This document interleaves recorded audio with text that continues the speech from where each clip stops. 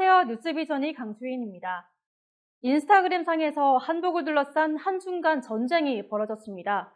이를 두고 네티즌들은 한국 동북공정이 도를 넘었다면서 연일 중국의 행태를 비난하고 있습니다.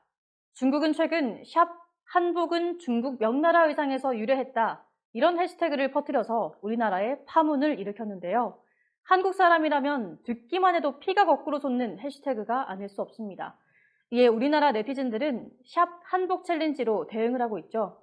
최근 중국 게임사 페이퍼게임즈는 샤이닝 니키라는 게임을 통해 한복 아이템을 중국 전통 복장으로 둔갑시켰습니다.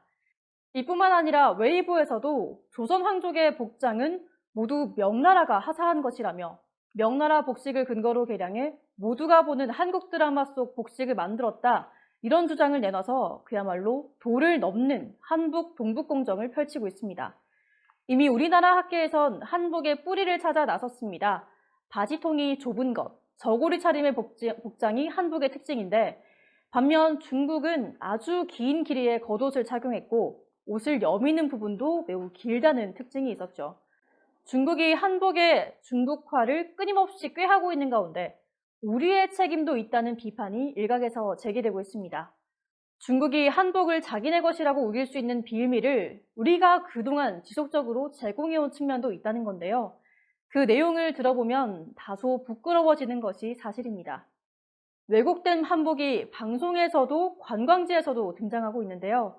2013년 KBS 사극 대왕의 꿈에서 배우 홍수아 씨는 마치 목적지를 잘못 설정하고 타임머신을 탄 것 같은 웨딩드레스를 입고 출연했습니다. 화려한 프릴 장식에 면사포까지 착용한 모습으로 사극을 찍은 거죠. 해당 의상은 홍수아 씨가 직접 선택한 것으로 알려졌고, 촬영 전 해당 프로그램 감독도 동의했습니다. 공영방송인 KBS에서 적절하지 못한 행동이었죠.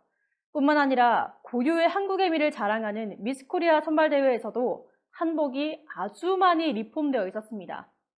퓨전이라는 말로 포장될 수 있는 것인지 논란이 있었죠.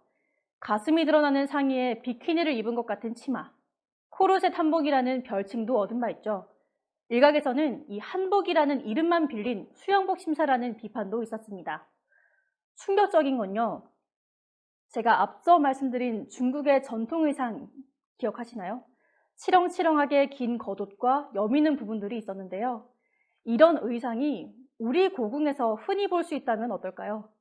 실제로 제가 경복궁 한복 대여샵을 둘러봤는데 딱 중국 의상 특징으로 한복을 개량한 모습을 볼 수 있었습니다.